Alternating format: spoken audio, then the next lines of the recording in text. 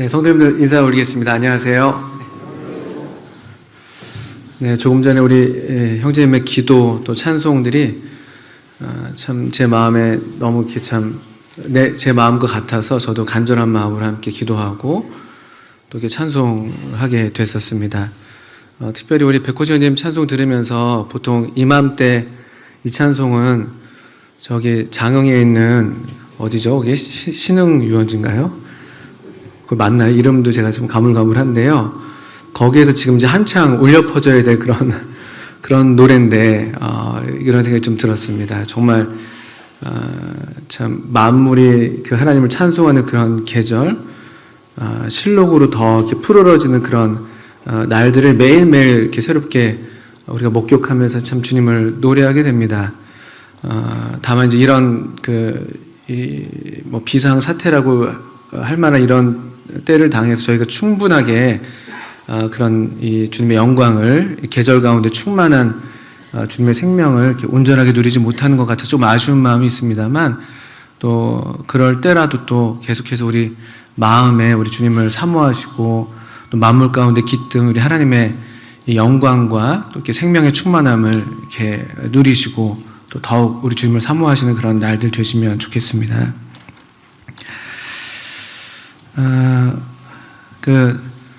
그 말씀 앞에서 항상 이렇게 좀 두려운 마음으로 또 이렇게 서게 됩니다. 또 우리 성도님들이 특별하게 아까 기도해 주신 대로 우리가 정말 하나님의 말씀이 필요한 사람들이고, 하나님 말씀이 아니면 저희들이 참 영혼이 주리고 또 공허하고 텅 빈 그런 삶을 사는 이제 사람들인데, 참 이때 정말 우리 영혼의 양식이 되고 우리가 참 합당한 그런 말씀을 주님께서 주시기를 간절히 바라는 마음으로 저도 그 앞에 서게 됩니다.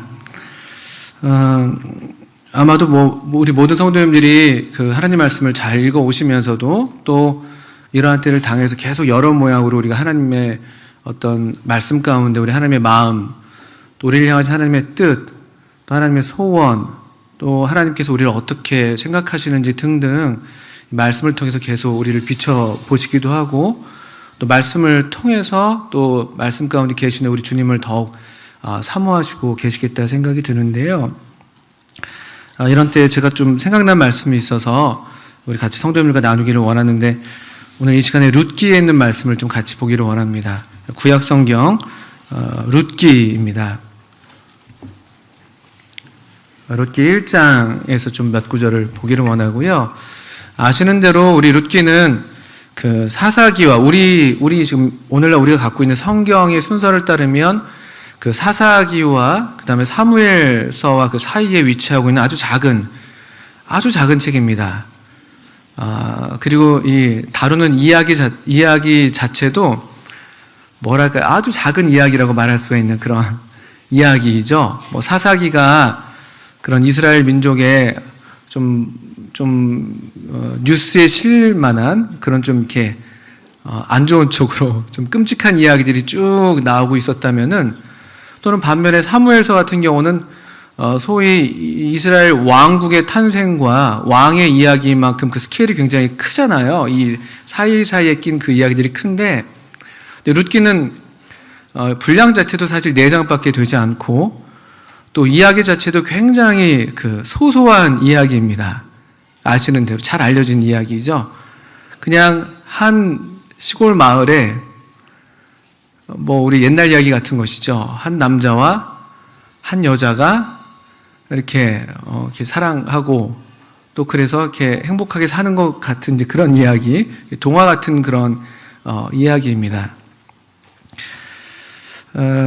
그런데 이 말씀이 좀 이렇게 생각이 나는 이유는 이 말씀의 아까 위치가 특히 그래서 그런 것인데요. 또 이 말씀이 배경으로 하고 있는 그 시대가 오늘날 그 지금 살고 있는 우리가 살아내고 있는 이 시대와 참 많이 닮지 않았나 이런 생각을 좀 하게 되고요.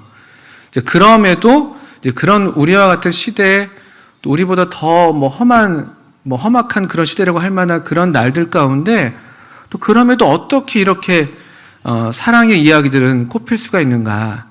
또 어떻게 이렇게 험악한 시대 가운데 어떻게 하나님은 또 하나님의 일을 아름답게 해내시는가? 이런 것들을 좀 생각하게 되는 것이죠. 또 사실 우리 교회 청년회에서도 올해 이제 지난주에 정식으로 2020학년도가 모이기 시작했거든요. 2020학년도로요. 그래서 또 우리 청년회 안에서도 이번 학기에는 룻기를 함께 또 배우기로 했는데 이 말씀을 계속 읽고 또 준비하면서 참 제 마음에 오늘 우리에게 필요한 말씀이지 않나 이런 생각이 들게 되는 것인데요. 룻기 1장 1절을 보시면 이 룻기가 배경으로 하고 있는 그 시대에 대한 묘사가 아주 간략하게 나옵니다. 1장 1절을 한번 읽어보겠습니다. 1절부터 한 5절까지를 먼저 한번 쭉 읽어보겠습니다. 사사들이 치리하던 때 그 땅에 흉년이 드니라. 유다 베들레헴에 한 사람이 그의 아내와 두 아들을 데리고 모압 지방에 가서 거류하였는데 그 사람의 이름은 엘리멜렉이요 그의 아내의 이름은 나오미요 그의 두 아들의 이름은 말론과 기련이니 유다 베들레헴 에브라 사람들이더라. 그들이 모압 지방에 들어가서 거기 살더니 나오미의 남편 엘리멜렉이 죽고 나오미와 그의 두 아들이 남았으며 그들은 모압 여자 중에서 그들의 아내를 맞이하였는데 하나 이름은 오르바요 하나 이름은 룻이더라. 그들이 거기에 거주한 지 10년쯤에 말론과 기련 두 사람이 다 죽고 그 여인은 두 아들과 남편의 뒤에 남았더라. 짧게 서론적인 어떤 배경을 설명하면서 또 인물들도 소개가 되고 있습니다. 사사들이 치리하던 때라고 이 배경이 먼저 간략하게 제시가 되고 있죠. 아시는데도 사사들이 치리하던 때 우리 바로 그 앞에 이 사사기가 위치하고 있지 않습니까? 그리고 우리가 보통 믿기로는 전해지는 이야기로 이 사사기나 룻기나 사무엘서나 아마도 이게 사무엘이 다 기록하지 않았겠냐 보통 그렇게 분별을 하는데요. 그러니까 사무엘이 이 룻기를 기록했다고 했을 때, 사사기와 룻기를 기록했다고 했을 때 이 배경은 사실은 상당한 대조가 되는 것이죠. 사사들이 치리하던 때 어떤 때입니까? 바로 그 룻기 바로 앞에 맨 끝 구절이죠. 사사기 21장 23절이던가요? 거기에 이 사사시대의 특징을 그냥 한 문장으로 우리에게 제시해주고 있는 그런 말씀이 있습니다. 21장 25절이군요. 그때 이스라엘에 왕이 없으므로 사람이 각기 자기 소견에 옳은 대로 행하였더라. 이게 사사시대의 특징입니다. 이 사사시대를 마무리하면서 사실 이 말씀은 4차례인가 반복이 되죠. 17장부터 해서 그러니까 왕이 없던 시대입니다. 물리적으로 물론 왕이 없기도 했었습니다만 아마 영적인 면에서 또 그들의 삶 가운데에서 사실 그들이 그 당시 왕정 국가가 아니었지만 이미 하나님께서 그들 가운데 왕으로, 그들 가운데 목자로, 인도자로 그들을 인도하시고 좌정하시고 통치하시던 그런 하나님의 백성들인 것을 분명했던 것이죠. 출애굽을 하면서부터 그들은 하나님의 택하신 백성으로 특별한 사랑으로 선택하신 그런 하나님의 특별한 족속입니다. 그런데 그런 이스라엘 백성들을 가리켜서 그런데 그때는 이스라엘에 왕이 없었다. 이런 시대입니다. 또 사사기를 시작하는 사사기 2장에도 이 시대에 대한 말씀이 하나 나오죠. 사사기 2장 10절이던가요? 거기에도 우리가 잘 알고 있는 말씀이 있는데요. 이 사사 시대라는 것이죠. 사사들이 치리하던 때 2장 10절부터 한번 읽어볼까요? 그 세대의 사람도 다 그 조상에게로 돌아갔고 그 후에 일어난 다른 세대는 여호와를 알지 못하며 여호와께서 이스라엘을 위하여 행하신 일도 알지 못하였더라. 이스라엘 자손이 여호와의 목전에 악을 행하여 바알들을 섬기며 애굽 땅에서 그들을 인도하여 내신 그들의 조상들의 하나님 여호와를 버리고 다른 신들 곧 그들의 주위에 있는 백성의 신들을 따라 그들에게 절하여 여호와를 진노하시게 하였으되 곧 그들이 여호와를 버리고 바알과 아스다롯을 섬겼으므로 이렇게 그 시대를 시작하는 말씀도 나와 있습니다. 그 앞선 세대와 그 질이 다른 세대인 것이죠. 하나님을 알지 못하는 세대, 또 하나님께서 행하시는 일을 알지 못하는 그런 세대라고 묘사가 되어 있습니다. 물론 그냥 일반적인 의미에서 하나님을 몰랐다고 말하기는 어렵겠죠.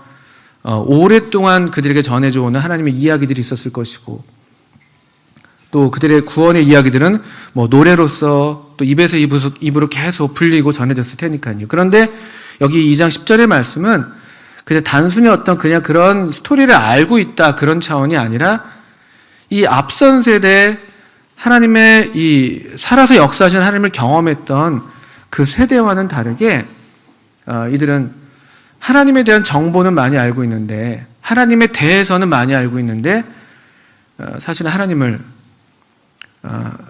알 만큼이랄까요? 알 정도로 하나님을 경험적으로 알지 못하는 그런 세대, 또 하나님이 일하시는 것을 기대하지 않는 그런 세대, 그리고 약속의 땅으로 하나님께서 놀라운 그 능력으로 인도하셨음에도 불구하고 오히려 하나님을 버리고 이 가나안, 당시 가나안에서 이미 섬기고 있었던 또 그 주변 국가에서 섬기고 있었던 이방신들을 따라 섬기고 있는, 하나님을 완전히 모르는 사실 행태인 것이죠. 하나님을 믿지 않는 행태인 것입니다. 이게 오늘날 우리 시대랑 크게 다르지 않지 않나. 하나님을 안다고는 하는데 우리도 또 저도 2장 11절에 나오는 것처럼 여호와의 목전에 악을 행하여 바알들을 섬기고 주위에 있는 다른 신들, 다른 백성의 신들을 따르고 13절에 여호와를 버리고 바알과 아스타롯을 섬기는. 바알은 특별히 여기서 우리 잘 알려진 신 바알이 있지 않습니까? 바알은 어떤 신입니까? 풍요의 신이죠. 풍요의 신.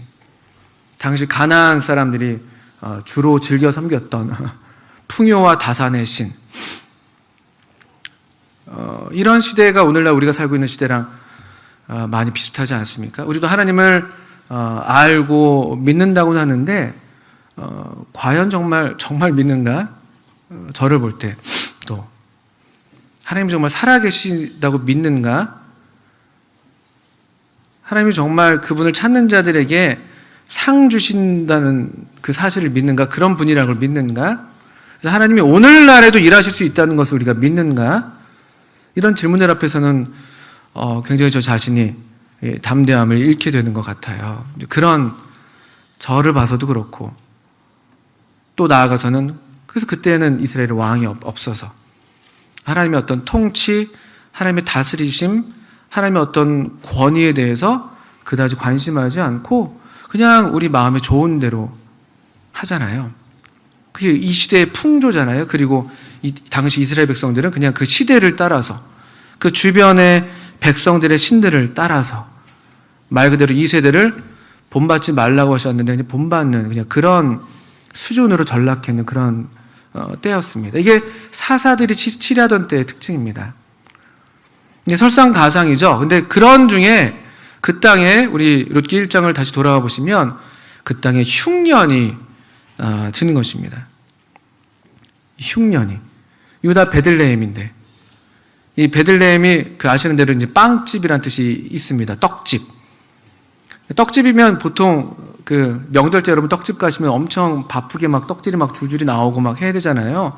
사람들을 배불리 먹여야 되고. 그런데 그 떡집이라고 일컬어지는 그 동네인데 거기에 이 흉년이 들었습니다. 양식이 없는 것이죠. 떡이 없습니다. 떡집이라고 알려져 있는데 이건 역시 오늘날 우리들의 모습과 크게 다르지 않지 않나? 이 생명의 양식을 나눠줘야 될 하나님의 청지기로서 부름받은 오늘날 우리 영적인 의미에서 떡집이라고 할 것 같으면 사실 하나님의 교회가 그러해야 될 텐데 근데 하나님의 교회 가운데 이렇게 생명의 양식으로 충만한가? 어쩌면 우리도 이런 기근을 겪고 있는 건 아닌가? 하나님의 말씀이 없어서 임하게 되는, 겪게 되는 그런 기근들.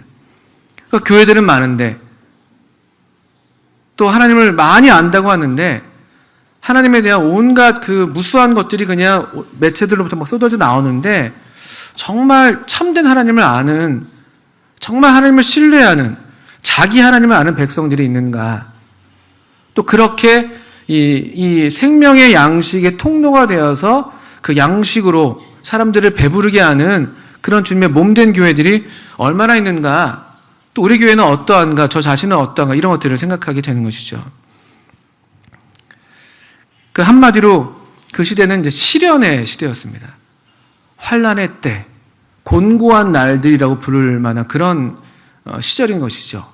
보통 그런 때는 우리가 성경에서는 되돌아봐야 되고 생각해야 되는 것이죠. 게다가 이 흉년, 기근은 하나님의 특별한 섭리의 손길이라고 이미 여러 차례 성경에서 말씀하고 계셨습니다. 레위기나 신명기에서 그렇고요.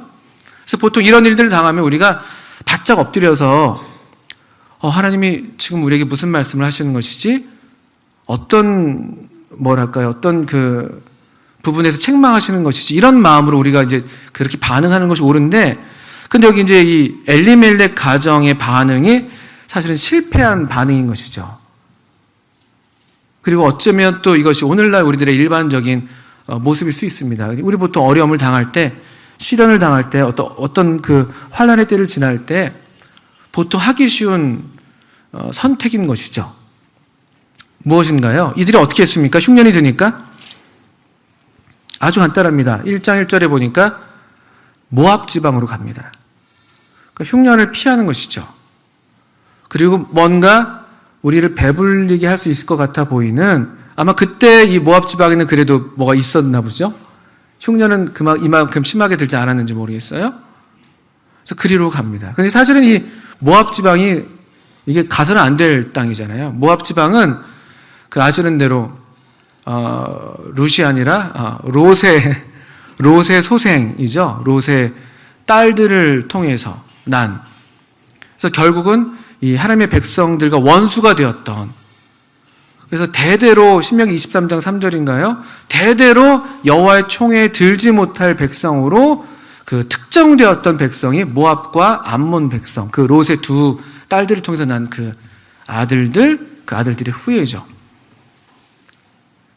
그 이스라엘을 출애굽할 때 실제로 이스라엘로 범죄하게 했던 그 민족이 바로 모압 민족이었습니다. 그 모압 왕 발락이 거짓 선지자 발람을 데려다가 저주하게 했지만 실패했죠. 하나님께서 주권적으로 섭리하셔서 저주를 축복으로 바꾸셨는데, 그때 그 다음에 모압이 성공적으로 이스라엘 백성을 유혹했던 그 방법이 여인들과 행음하게 했었죠. 이제 아주 그런 가서는 안 될, 함께해서는 안 될 그런 땅인데도 불구하고 이들이 그냥 이 엘리멜렉과 그 가정이 그냥 너무나 편안하게 그리로 건너갑니다. 충분한 이유가 있었겠죠. 충분한 이유라고 말할 수 있었겠죠. 아주 단순한 이유입니다. 먹고 살아야 되니까. 지금 흉년의 때니까. 전형적인 사사시대의 특징을 이들 가정도 보이고 있는 것이죠. 그냥 자기 소견에 오른 대로 하는 것이에요. 하나님께 여쭙지도 않고 하나님의 뜻에 순종하려는 태도도 안 보이고, 그리고 이런 능하신 하나님에 대한 어떤 믿음, 신뢰, 기대도 없어요. 흉년이 하나님의 손길이라고 믿는다고 할 것 같으면은 이 하나님께서 그럼 그 다음에는 어떤 일을 하실 것인가, 이 흉년을 통해서 어떤 말씀을 하시고 어떻게 우리를 회복하셔서 그 다음에 어떻게 우리를 인도하실까, 이런 기대들을 갖고 기다려야 할 때인데도 불구하고 전형적인 사사시대의 특징을 이 가정이 그대로 나타내고 있습니다. 하나님을 알지 못하는 거죠. 하나님의 일도 알지 못하고 자기가 왕이 돼서 그냥 그대로 가는 것이죠. 자기가 기준이 되어서. 또 모압 지방의 특징이 어떤 그 지역적으로요, 그 이스라엘 백성들은 전통적으로 그들의 민족의 어떤 별명으로서 이제 강을 건넌 사람들이라고 불리기도 합니다. 먼저 누구죠?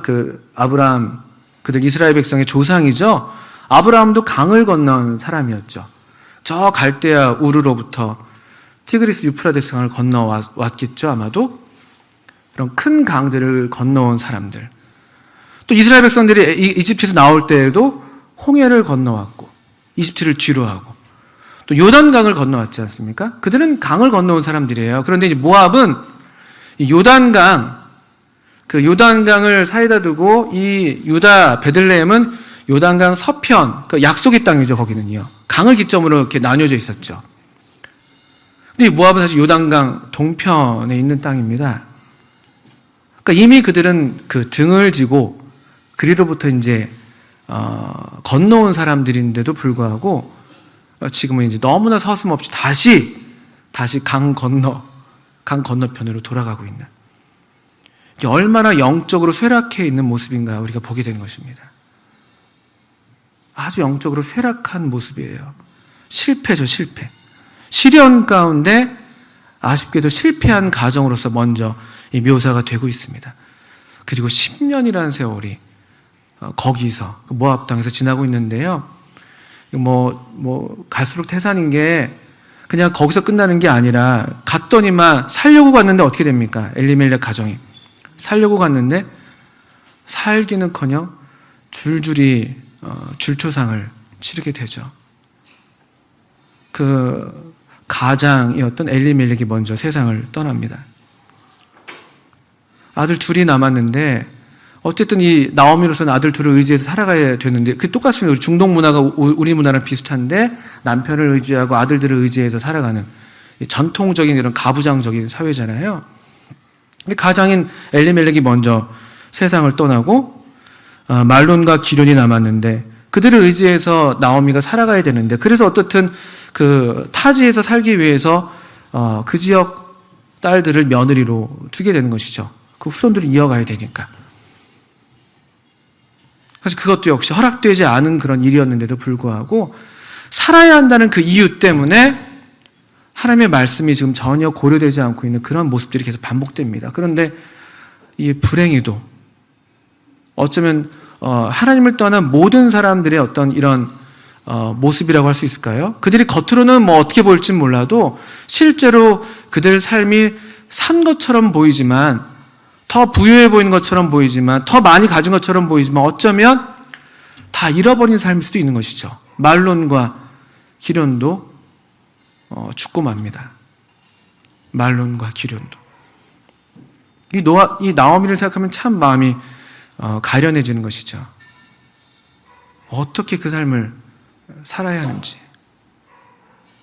살려고 갔던 땅에서 도리어 이 줄초상을 두 눈으로 목격하면서 남편이 그래도 먼저 가시는 건 그렇다 손 쳐도 이게 참 우리가 참 견디기 어려운 일들을 좀 겪은 건 아닙니까?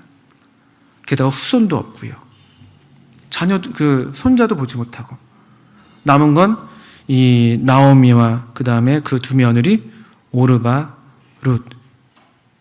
오늘날로 치면은 뭐 우리가 이제 일본에 가서 산 것과 비슷한 거죠. 대적 국가 가서 대적이라고 말해도 되는 건가요? 잘 모르겠습니다만 어쨌든 살려고 갔는데 근데 이제 우리 가족은 다 가고 거기에 이제 정말 피 한 방울 섞이지 않은 또 인종적으로도 전혀 다른 그런 며느리만 둘이 덩그러니 남아있는 그런 상황을 보게 됩니다. 그래서 이런 때에 이런 질문들을 이제 맞닥뜨리게 되는 것이죠. 어쩌면 우리 모두가 다 크고 작은 모양은 좀 다르지만 정도 차이는 좀 더 있겠습니다만 다 이런 시련의 날들을 지금 겪고 있는 것이죠. 전 세계적으로 이런 질병, 뭐 전 세계적인 흉년인 것이죠. 쉽게 말하면요. 겪고 있습니다. 어떻게 할 거냐는 것이죠. 이런 때를 당해서. 이런 때를 어떻게 할 것인가라는 그런 질문들을 하게 되는 것이고요. 근데 흥미로운 것은 흉년을 당했다고 해서 다 모압 땅으로 간 게 아니라는 것이죠. 이 베들레헴 땅에 어떤 이유인지 몰라도 그냥 남아있던 사람들이 있었어요. 그 마을 사람들이 그랬고.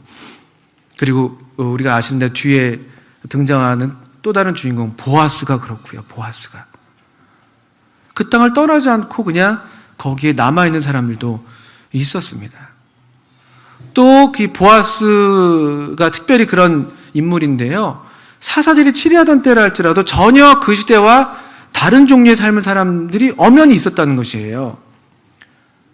우리가 시대만 탓하고 그냥 시대가 이러니까 어쩔 수 없어라고 말하는 것은 사실 성경에서 그래서 뭐랄까요? 근거가 없습니다. 사사들이 치리하던 때였는데 그 바로 그 사사기 앞쪽에서는 막 그 토막살인 막 나오고 그러잖아요. 막 동족 상잔이 일어나고 뭐 폭력과 뭐 무법과 막 아주 우리가 입에 담을 수 없는 그런 일들이 일어나는 때인데 근데 보아스의 이 인격이나 언행을 봐서는 그런 시대 가운데서도 여전히 하나님을 경외하고 하나님 복을 전하는 그런 사람들이 있다는 것이죠.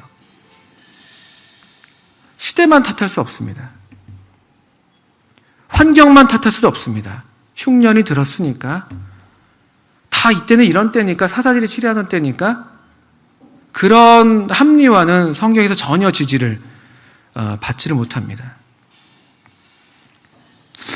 6절 이후로 보시게 되면 이제 서서히 이런 비극적인 이야기를 뒤로 하고 이제 새로운 이야기가 시작되는 것을 우리가 보게 되는데요. 이제 초점이 엘리멜렉에서 이제 그 여인으로 바뀌는 것이죠. 5절 하반절부터 그 여인은 두 아들과 남편의 뒤에 남았더라라고 해서 이제 초점이 나오미로 옮아갑니다. 이제 이 나오미가 이제 전면에 등장하게 되죠. 6절에 그 여인이 모압 지방에서 여호와께서 자기 백성을 돌보시사 그들에게 양식을 주셨다함을 듣고 이에 두 며느리와 함께 일어나 모압 지방에서 돌아오려 하여라고 이제 그 다음 이야기가 시작이 됩니다. 놀랍게도 우리가 이 룻기를 좋아하는 이유인데 이 1장 5절에서 그냥 짧게 이 비극으로 이야기가 끝난 것이 아니잖아요. 이 새롭게 다시 회복되는 그런 이야기들을 우리 그 뒤로부터 쭉 볼 수가 있는데 회복의 시작점을 한번 보십시오. 6절에 그 여인이 나오미가 소식을 듣습니다. 모압 지방에서. 그리고 이 성경에서 처음 우리 하나님 여호와 이름이 여기 등장하는데요. 여호와께서 자기 백성을 돌보셨다는 소식을 듣습니다. 사실 이것은 그런 말로 전해졌다기보다는 나오미가 그렇게 이해했다고 보는 것이 더 맞을 겁니다. 전에 나오미나 엘리멜렉이 이런 인식이 없었던 것이죠. 이 흉년이 하나님의 손이라는 그런 인식이 없었다고 할 것 같으면요. 10년의 세월 동안 그가 이런 시련과 환난 가운데 이런 것들을 지나면서 이 겉으로 우리가 참 어려운 이 시절이었겠습니다만 이 사실은 이 10년 동안 베들레헴에 이 양식이 있었던 게 이때뿐이었겠습니까? 10년 동안 베들레헴 사람들이 살았었다면요. 그럼 그동안에 어떤 일들이 있었겠어요?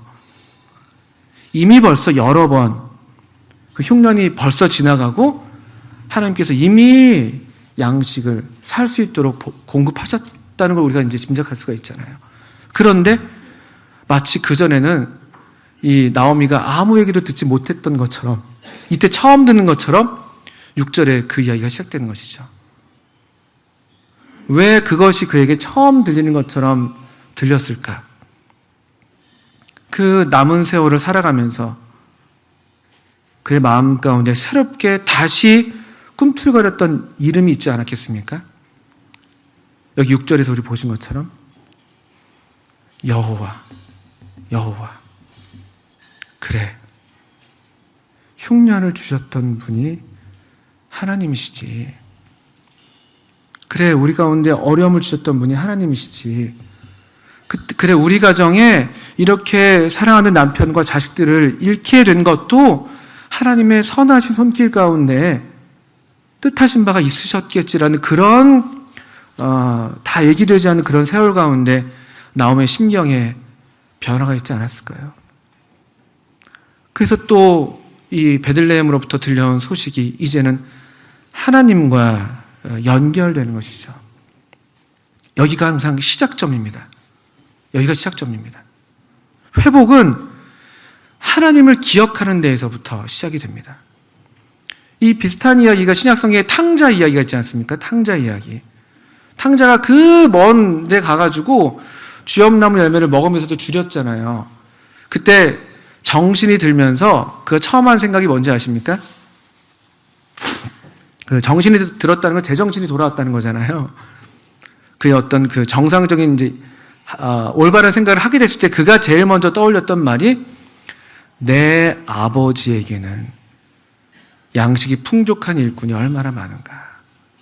정신이 들 때에 우리 사람이 사람으로서 온전한 생각을 한다는 것은요, 하나님을 기억하게 될 때인 거죠. 이 모든 이 시련의 시간들 가운데 그 시간들을 지나면서 하나님을 기억하게 될 때, 사실 얼마나 애써 하나님을 부정하고 싶은 날들이에요. 그 날들이 현실이 하나님을 부정하는 모습이잖아요. 하나님이 살아계시다면 어떻게 이런 일이 일어날 수가 있어? 내 삶이 이렇게 누추한데, 내 삶이 이렇게 곤궁한데 어떻게 하나님이 살아계시다고 말할 수가 있어? 이 앞에 이 비극적인 이야기들은 다 하나님을 부정하는, 하나님을 조롱하는 그런 현실들의 이야기입니다. 그렇지만 그가 이 남아있는 이 시간들을 보내오면서 그의 마음 가운데 하나님께서 역사하셔서 이 여호와께서 자기 백성을 돌보셨다고 베들레헴의 일을 해석해내는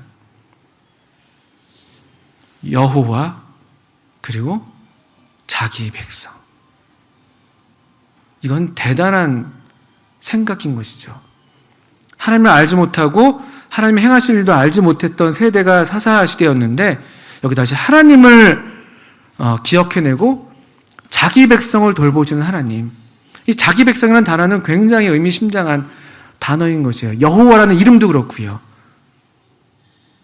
이 백성들과 이 언약 관계로 맺어져 있는 자기 자신을 두셔서 맹세하셨기 때문에 결코 이 부인할 수도 없고 변기할 수도 없는 그 언약을 신실하게 지키시는 하나님 여호와 그리고 자기 백성.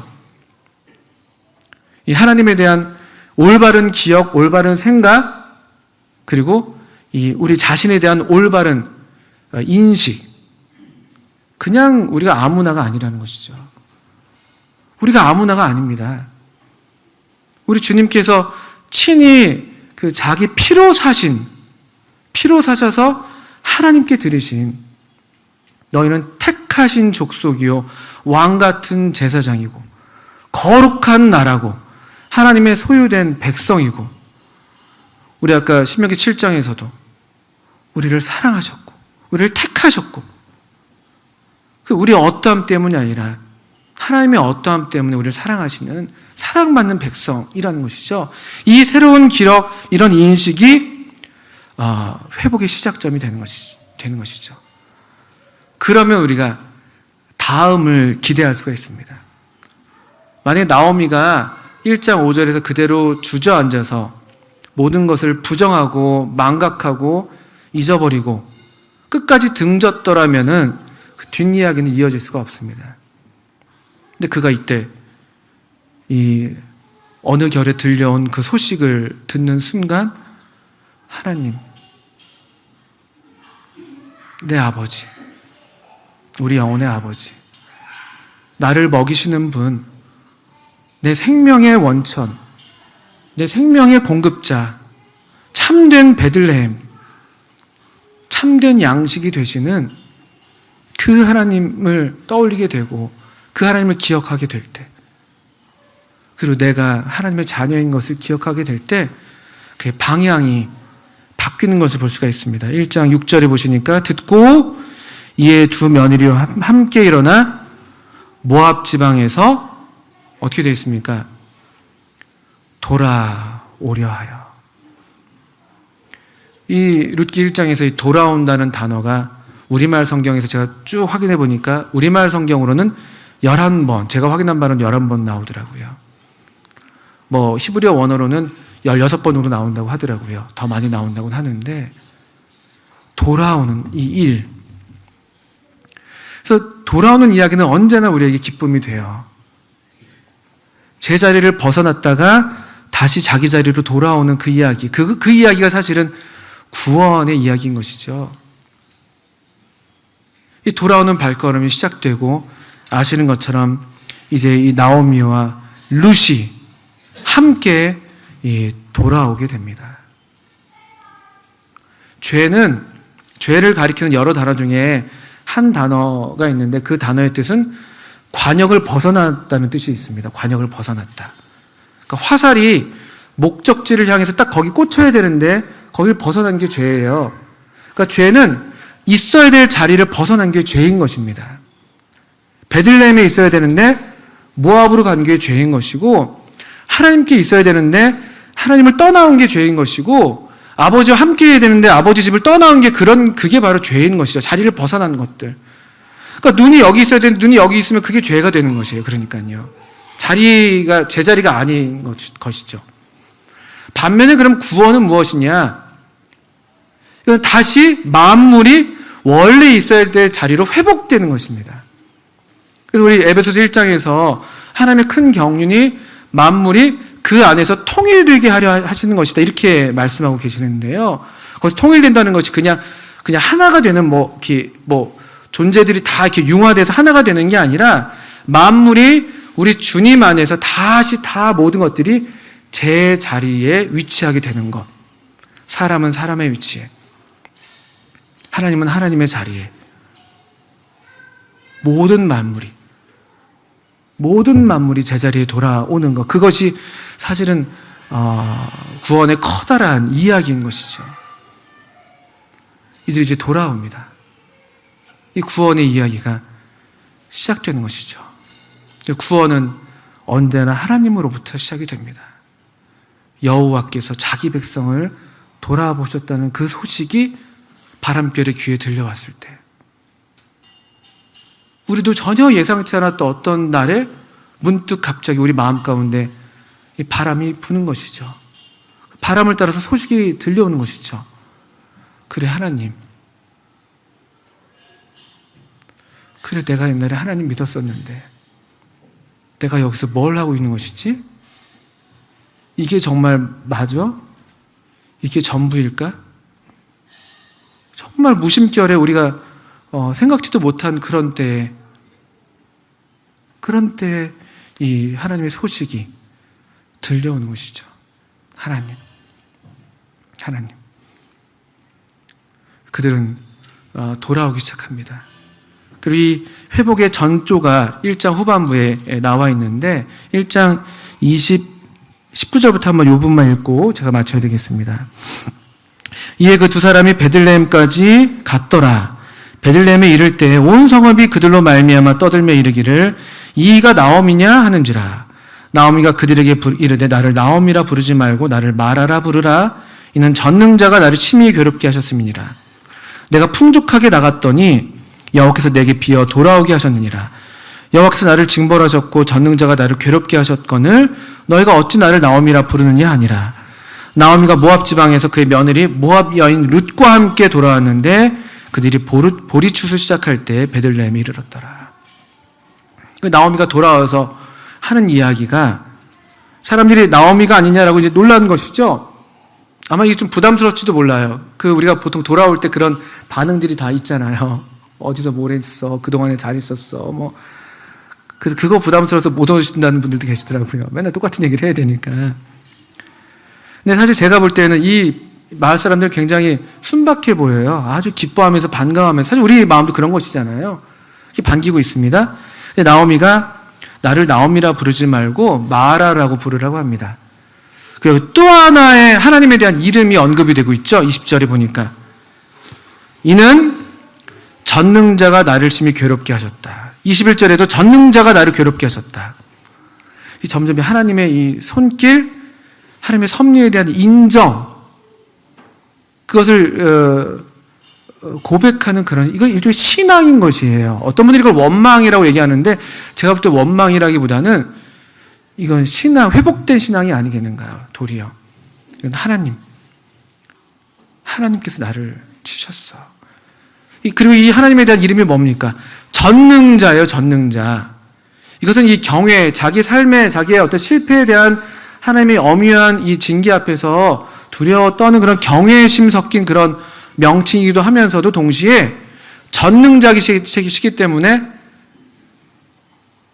또 다른 이면으로는 하나님이 행하실 일을 기대할 수 있는, 이 전능자 하나님께서 그를 비우셨다면, 그 인생을 쓰게 하셨다면 전능하신 하나님께서 그 인생을 다시 채우실 수 있는 건 아니겠습니까? 내게 비워 돌아오게 하셨다.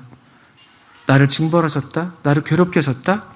전능자가 이 양면의 이야기가 다 있는 것이죠. 이건 전적인 하나님에 대한 신뢰인 것입니다. 그분을 경외하면서도 또 그분을 기대할 수 있는 그런 호칭이 있는 것이죠. 우리 하나님이 전능하신 하나님이십니다. 우리를 비우셨다면 우리를 다시 채우실 수 있는 분, 우리로 쓰게 하셨다면 우리 인생을 다시 달게 하실 수 있는 분, 우리가 죽음 가운데 있었다면 이 죽음 가운데서 다시 단 것을 내실 수가 있는 그런 전능하신 하나님. 22절엔 이 나오미에게 또 다른 이 회복의 전조, 가능성, 그 뒷이야기로 우리로 기대하게 하는 그런 이야기가 있습니다. 나오미가 룻과 함께 있습니다. 룻과 함께 돌아왔습니다. 모압 여인 룻과 함께. 그리고 그때는 보리 추수를 시작할 때인 것이죠. 이 은혜의, 이 풍성한 은혜의 부스럭이라도, 그 이삭이라도 주울 수 있다면 그게 얼마나 우리를 만족하게 하는지. 우리 수로보등의 여인이 그랬던 것처럼 상에서 떨어지는 부스럭이라도 주신다면 괜찮습니다. 이 새로운 이 희망 또 회복을 우리에게 기대하게 하는 그런 일장의 결말이 아닐 수가 없습니다. 그리고 이제 초점이 옮겨가는 룻과 함께, 모압 여인이지만 그 룻과 함께, 이 믿음의 여인 룻과 함께 나오미가 같이 있습니다. 이 사사시대를 지내서 사무엘서로 이어가는 그 어간에 있는 이 작은 책 룻기, 왕이 없던 시대, 이스라엘의 왕이 없었던 그 시대에서 다윗 왕으로 예표되는 참된 왕이 오게 되는 그 어간에 위치한 이 룻기, 이게 참 의미심장한 것 같아요. 오늘날 우리 시대도 이런 사사시대 같은 때라고 할 것 같으면 여기 하나님을 전적으로 신뢰하는 우리가 무엇인가요? 우리 사실 아무것도 아니잖아요. 이 베들레헴 이 촌구석 사람들처럼 우리 무명한 사람들이지만, 그렇지만 이 여호와께서 돌보시는 하나님의 백성들, 여전히 연약하지만 믿음으로 살아가는 백성들, 그리고 하나님의 자비하심을 따라서 서로 돌아보는 백성들, 하나님의 은혜를 입어서 서로에게 은혜를 베푸는 그런 은혜의 백성들이 있는 이상 우리 주님이 마침내 왕으로 오실 때 우리도 이 룻처럼, 이 또 은혜의 백성들인 이 보아스처럼 그 왕의 계보를 잇는, 왕을 맞이하게 되는 일을 준비할 수 있는 그런 이 시대의 마지막 때라고 불리는 이 시대에 주의 오심을 예비하는 그런 백성들이 될 수가 있지 않을까. 그래서 오히려 이때가 우리에게 희망이 있습니다. 오히려 이때 더 이 잔혹하고 포악한 이런 시대에서 살아갈 때 여기 룻기에 나오는 사람들처럼 힘들지만 믿음으로 하나님을 의지하시면서 하나님의 능하심을 기대하시면서 또 서로를 자비하게 대하시고 서로에게 선대하시고 인애를 베푸시고 그런 은혜로운 삶을 살아가는 우리들을 통해서 또 머지않아 우리 주님의 오심이 예비가 되는 그런 복이 우리에게 있기를 바랍니다. 예, 제가 시간을 많이 썼습니다. 함께 기도하고 마치겠습니다.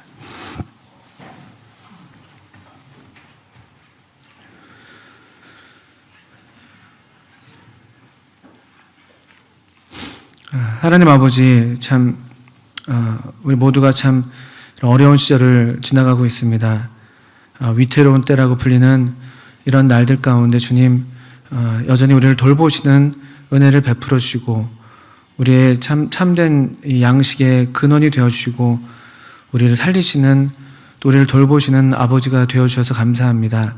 하나님 아버지, 계속 주께서 참 특별하게 사랑하시고 언약으로 맺으신 이 주의 백성들을, 주의 자녀들을 주께서 친히 돌봐주시고 계속 아버지의 집으로 또 우리 왕의 식탁으로 불러주셔서 우리로 풍족하고 또 12광주리가 남는 그런 참 풍성한 삶을 살아갈 수 있도록 은혜를 베풀어 주시기를 기도합니다.